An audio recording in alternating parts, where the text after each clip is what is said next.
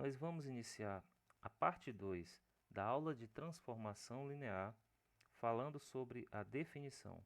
Então, você tem dois espaços vetoriais V e W.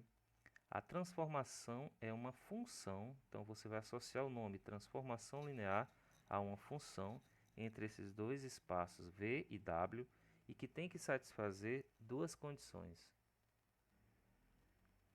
A primeira condição diz que o transformado da soma é igual à soma dos transformados. E aí você vai associar ao exemplo dado na parte 1 da questão das compras e dos vetores. O segundo requisito é que para todo número real alfa e um vetor pertencente ao espaço vetorial V, nós temos que o transformado de alfa vezes V é igual ao alfa vezes o transformado de V. Você consegue associar esses dois critérios aos exemplos dados lá na parte 1 dessa aula? Vamos agora dar uma olhada na transformação do próprio espaço feito pela mudança de base. Você tem então aqui pequenininho os vetores I e J, que são chamados de vetores canônicos do meu espaço x, 0, y, e essas linhas cinzas aqui são o resultado desses dois vetores, pelos seus espaçamentos e o ângulo entre eles de 90 graus. Agora eu estou transformando o vetor i no vetor ti, agora de coordenada 2, menos 2, e o vetor j, que tinha coordenada 0, 1, no vetor 3, 1, agora um pouco inclinado em relação ao ângulo xy.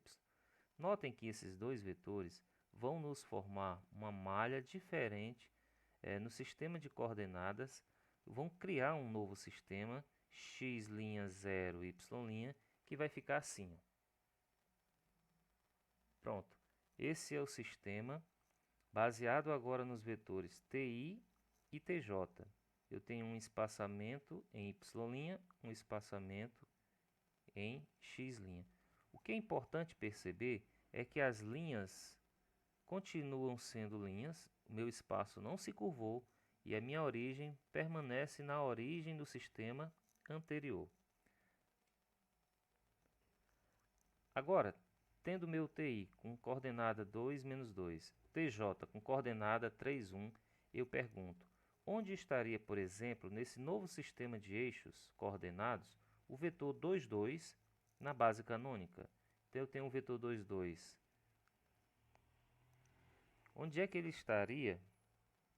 Vetor 2, 2 é um vetor que está nessa nova base. Em que coordenada está esse vetor na base antiga, na base canônica? Então, eu vou colocar aqui em cima, para você entender melhor, que eu tenho o vetor 2, 2, então eu tenho no x' 2, no y' 2 também. Logo, esse vetor estaria aqui, ó.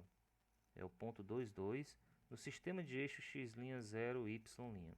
Eu quero saber as coordenadas desse ponto agora no sistema anterior, x, o, y.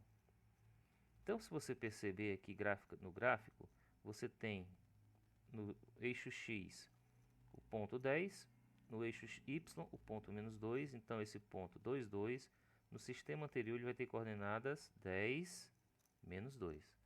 Mas como é que nós podemos encontrar isso algebricamente? Então, a primeira coisa a se fazer é formar a matriz de transformação linear.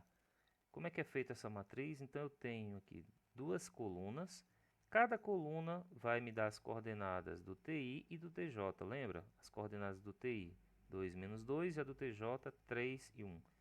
E aí, agora nós vamos tomar um vetor de entrada chamado vetor input, que é o vetor 2, 2, no meu novo sistema de coordenadas, e fazer o produto desse vetor pela matriz de transformação linear encontrada. Note que não é um produto de matrizes, é um produto de um vetor por uma matriz. Aqui está ela.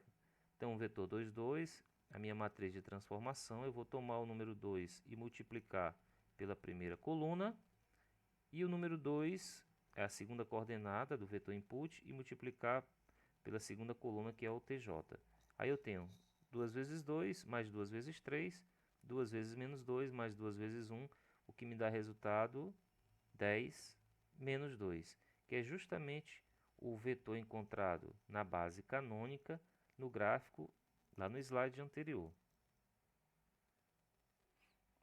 Uma observação interessante é que se a matriz da transformação linear for composta por dois vetores que são linearmente dependentes, ele irá comprimir o plano em uma única reta. Então vamos botar como exemplo os vetores ij da base canônica e os vetores transformados 1, 2 e 2, 4. Aí você vai perceber que esse tj ele é duas vezes o ti. Qualquer então vetor xy vai ser transformado da seguinte modo: eu tenho então que xy, a minha transformação vai ser agora os números 1, 2, 2, 4, e aí vou ter x vezes 1, 2 mais y vezes 2, 4. E aí então vou ter x vezes 1 mais y vezes 2, 2 vezes x mais 4 vezes y, e você vê que a linha de baixo é exatamente o dobro da linha de cima. Como exemplo aqui eu tenho o vetor 2, 5, e estou multiplicando pelaquela matriz de transformação linear encontrada, 1, 2, 2, 4. Então eu vou ter 2 vezes 1, 2, mais 5 vezes 2, 4, 2 vezes 1 mais 5 vezes 2 é a primeira linha, 2 vezes 2 mais 5 vezes 4 é a segunda linha, e o resultado é 12, 24.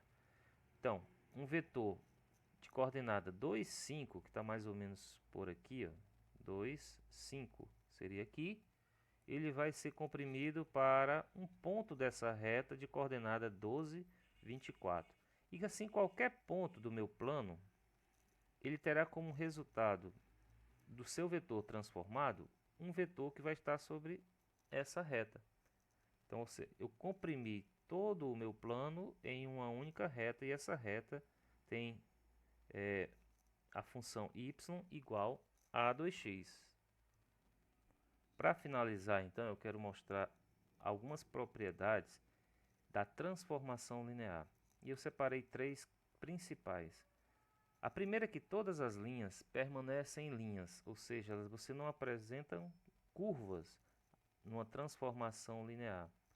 A segunda é que a origem permanece fixa. A origem do nosso sistema não sai do lugar, ela é fixada. E por último é que o vetor nulo sempre vai para o vetor nulo. O vetor nulo transformado, ele sempre resulta no vetor nulo, ou seja, o t de 0 é sempre 0. Com isso nós finalizamos a segunda parte, que fala sobre transformação linear. Vimos a definição, a transformação do próprio espaço, vimos exemplos, e aí nós vamos continuar então nesse capítulo que fala sobre transformação linear. Eu aguardo você nas próximas aulas.